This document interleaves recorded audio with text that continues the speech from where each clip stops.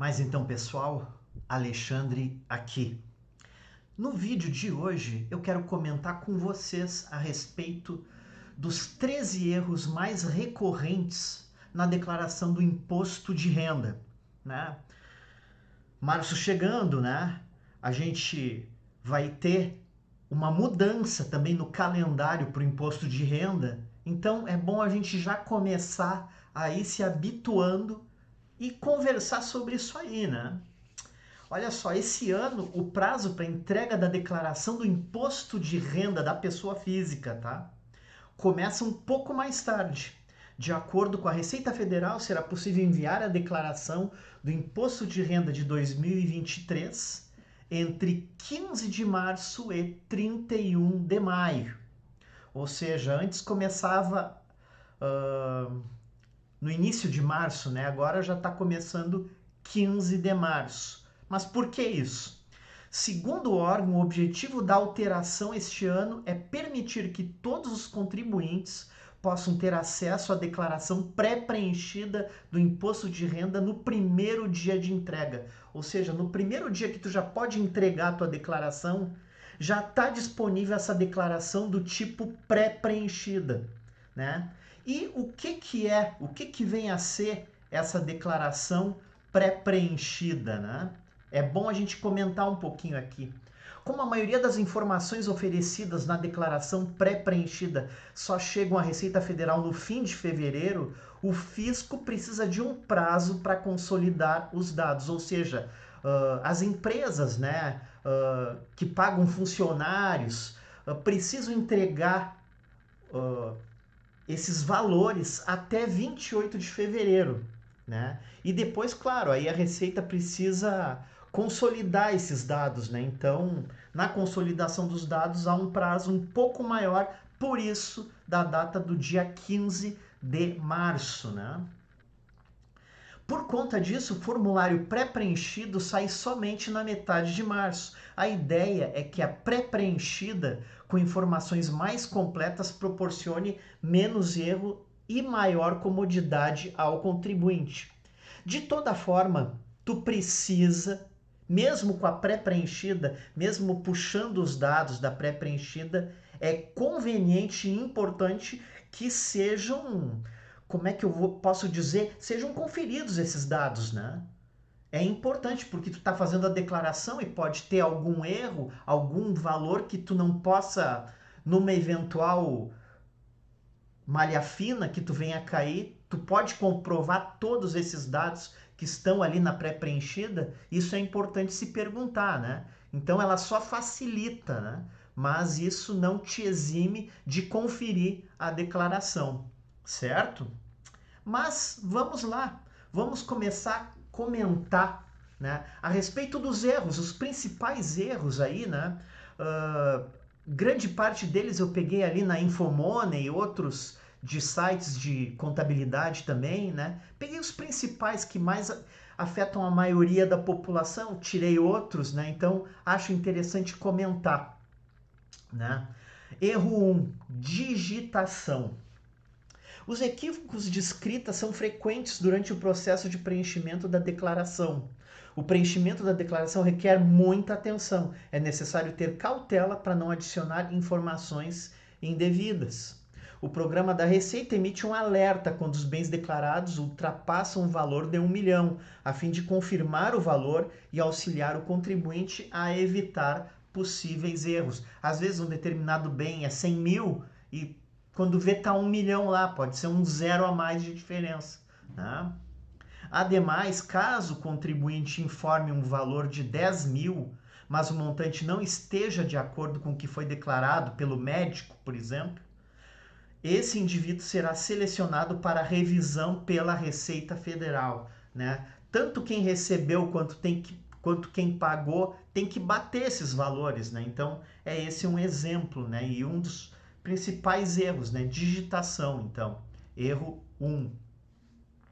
Segundo erro, rendimentos com aluguel. Proprietários de imóveis alugados devem informar os rendimentos recebidos na declaração do imposto de renda. Caso contrário, podem cair na malha fina e ter que pagar o tributo de uma vez com juros e multa. Especialmente, né, se tu coloca o teu imóvel para alugar numa imobiliária, ela vai passar as informações dos aluguéis pagos, né, para a Receita, né, até 28 de fevereiro, né? As empresas têm que fazer isso, né?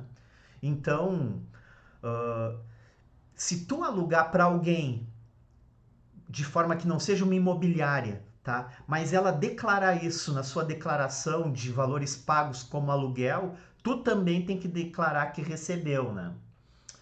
Para aluguéis acima de 1903,98 é necessário emitir o carnê-leão e pagar o imposto mensalmente. Né? Caso tenha mais de um imóvel alugado, o contribuinte deve somar os valores mensais para verificar se ultrapassa o limite de isenção. O imposto segue a tabela progressiva de tributação. Então é importante, né? Se tu tem mais de um imóvel alugado, tu manter essa soma, né? E ter uma ideia do valor para saber, né, exatamente se tu vai ter que também pagar o carnê-leão, né? E lembrando que esse pagamento do carnê-leão é informado no fim e tu abate, né? Então vamos para o seguinte. Erro 3. Rendimento na ficha errada. Muitas pessoas cometem o erro de classificar incorretamente seus rendimentos durante a declaração do imposto de renda. É importante lembrar que há 3 tipos de rendimentos: aqueles normais, os tributáveis, como salários, aluguéis, tributação exclusiva, como juros sobre capital próprio, né? E não tributáveis, como rendimento da poupança e herança, né? Então tem 3 tipos, né? E tu tem que necessariamente classificá-los de forma correta, né? Caso o contribuinte informe um rendimento tributável na aba de rendimentos isentos, a Receita Federal irá detectar a inconsistência e o indivíduo terá que justificar o erro e pagar multa ou juros caso o erro altere o resultado final de sua declaração e resulte em impostos a pagar, né? Exatamente, né? Se tu tivesse imposto a pagar e por causa desse erro tu teve imposto a receber ou nem pagou imposto, né? Tu vai ter que te acertar lá com o leão. Vamos para o seguinte, erro 4. Rendimento de dependentes. Se você é pai ou mãe e coloca seu filho ou filha como dependente na declaração do imposto de renda, é importante lembrar de informar todos os rendimentos recebidos por ele ou ela, incluindo bolsas de estágio, por exemplo. Se essas informações não forem fornecidas corretamente, a Receita Federal pode detectar a inconsistência e o contribuinte pode acabar caindo na malha fina. Para evitar problemas, é possível escolher entre não declarar o filho como dependente ou incluí-lo, mas garantindo que todas as informações estejam corretas e completas. Então, colocou teu filho lá como dependente, tu tem que colocar os rendimentos eventuais que ele tenha, né? Especialmente se o pagador dele informar esse valor, né, na sua declaração também. Ok, erro 4 lido então, vamos para o erro número 5. Pai ou mãe com dependentes. Ao fazer a declaração do imposto de renda, é comum que as pessoas incluam seus pais como dependentes. Porém, é importante lembrar que essa opção só é permitida se o rendimento anual dos pais não ultrapassou os 28.559,70 no ano passado. Como saber isso? Pelo extrato, muitas vezes teu pai e tua mãe recebem um benefício do INSS, por exemplo, tu entra lá no site gov.br e tu pode pegar um extrato de rendimento anual que teu pai ou tua mãe teve e verificar se passou desse valor ou não no ano passado, né? Se o valor for maior do que esse limite, ou se os pais são obrigados a fazer a declaração por terem recebido mais de 28.559 no ano, o contribuinte pode cair na malha fina.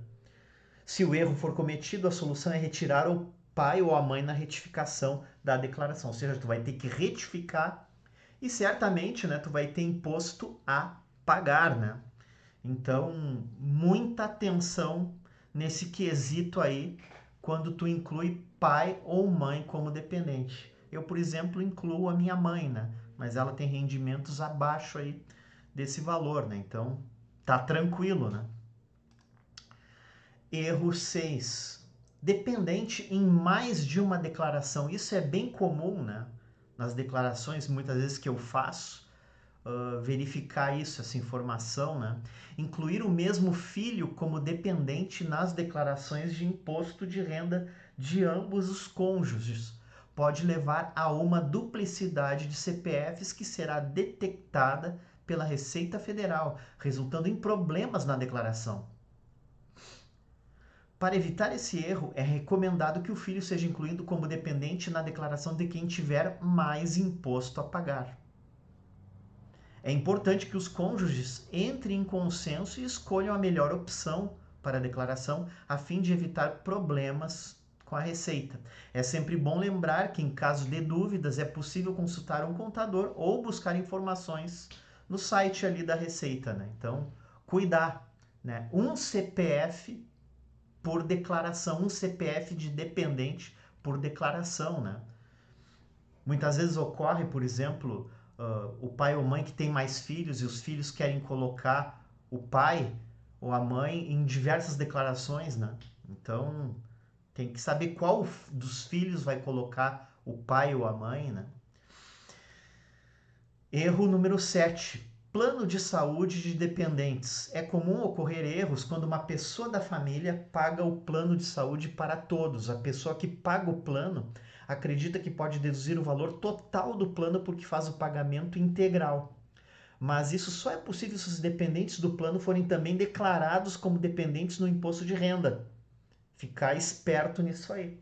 É importante destacar que os planos de saúde são obrigados a detalhar no informe enviado aos clientes as quantias referentes a cada participante do plano. Nem sempre acontece isso, né? Mas ficar atento nisso aí, né? Uma coisa é o teu dependente no plano, outra coisa pode ser o teu dependente no imposto de renda, né? Erro 8. Dependente e alimentando. Isso aqui é caso de pensão, né? Um erro comum na declaração do imposto de renda é confundir o beneficiário de pensão alimentícia com dependente. Caso o contribuinte pague pensão alimentícia, a pessoa que recebe os valores não deve ser incluída como dependente. Essa confusão pode levar o contribuinte a cair na malha fina e pagar multa por abatimento indevido de imposto. É importante estar atento a essa diferença e declarar corretamente as despesas com pensão alimentícia, né? Ou seja, tu tem um filho, tá? Tu paga pensão para ele, mas ele não é teu dependente, então ficar atento. Até por isso tu paga pensão, né? Erro 9. Beneficiário esquece de declarar. Outro equívoco relacionado à pensão acontece quando o beneficiário esquece de informar o valor recebido como rendimento tributável em sua declaração de imposto de renda. Simplesmente não coloca. Simplesmente deixa tipo a bangu, né? É importante lembrar que a pensão alimentícia é tributável e o beneficiário deve recolher o imposto correspondente através da ficha de rendimentos tributáveis recebidos por pessoas físicas, né?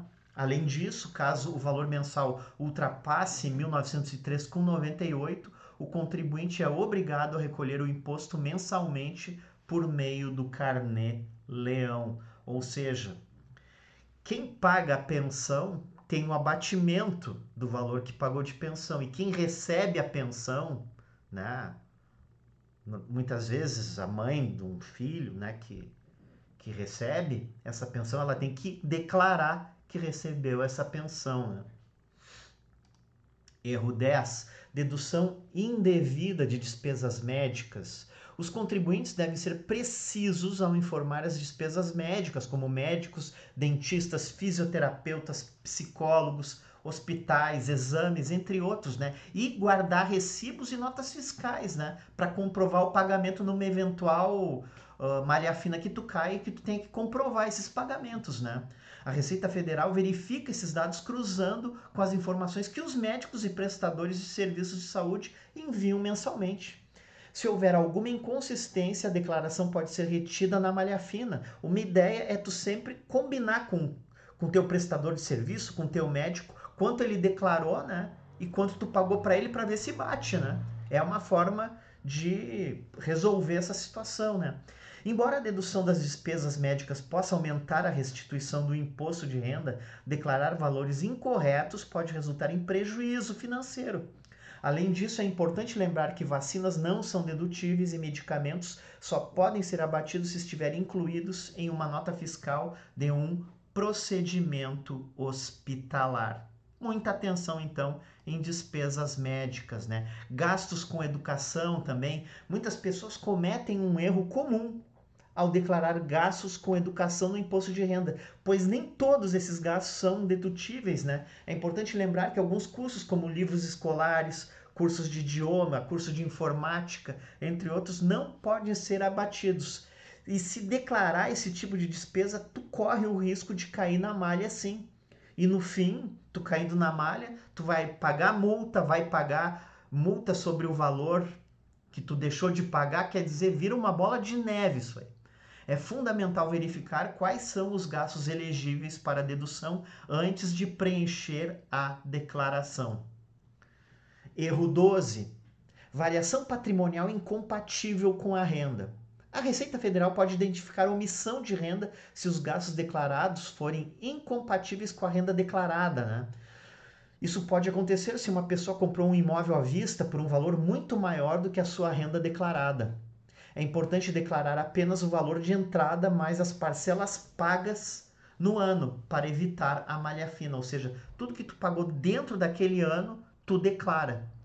Além disso, é comum errar ao atualizar o valor de mercado de um imóvel, o que só deve ser feito em situações específicas, como em caso de reforma. Inclusive, essas reformas é bom tu ter as notas fiscais de material, serviço, tudo organizadinho, né? Para numa eventual venda futura tu poder incluir isso no valor como benfeitoria do teu imóvel, né? O valor de aquisição deve ser sempre repetido, a menos que haja uma razão para atualização, nem inflação tu pode atualizar, né? Então, ficar atento nisso aí. Em frente, último erro, o erro 13, que eu elenquei aqui para vocês, não declarar o custo de aquisição da ação. Quando adquirir ações, é importante que o contribuinte informe no campo situação em 31/12. Aqui está 2019, mas é 2022, né? Até vou corrigir aqui. 2022, né? Como é que estava a fotografia da tua situação final, da tua situação patrimonial em 31 de dezembro de 2022. O custo efetivo de aquisição da ação e o seu valor no último dia do ano. O imposto de renda é calculado com base no regime de caixa. Ou seja, a Receita Federal quer saber o valor real que foi pago pelo contribuinte. Portanto, se uma pessoa adquirir uma ação por 10 no meio do ano de 2019, ela deve declarar esse valor de 10. Mesmo que em dezembro a ação tenha passado a valer 20, ou 30, ou 50, não importa. O valor dela é 10. É o valor que tu efetivamente pagou, né? Essa lógica também se aplica a imóveis, como dito no erro anterior. Ok, pessoal? Então, são esses os principais 13 erros, né, que, no meu entendimento, eu achei legal aqui colocar para vocês, né? Revejam o vídeo, é interessante, né? Porque tá chegando a época de tu começar a prestar tuas contas, né? Então, eu sugiro, já vai te organizando, bota tudo numa pastinha, comprovantes de renda, comprovantes de pagamento a prestadores de saúde, né? Serviços de saúde, médicos, recibos, notas fiscais. É bom tu ter tudo isso organizado, porque a pior coisa é chegar na hora de tu fazer, tu começar a correr atrás dessa documentação toda. Por isso é bom, ao longo do ano, tu já fazer isso, né? Mas, como a gente ainda tem alguns dias antes de começar a montar, né, o formulário, é conveniente a gente estar atento nesses principais erros, né? Então é isso aí. Se foi útil o vídeo, o tema do vídeo, dá um like, né, para a ajudar no canal aí, te inscreve no canal. Grande objetivo agora a gente chegar aí nos 1000 inscritos, né? Conto contigo aí que tá me olhando agora, certo? E deixa um abraço, valeu, fui!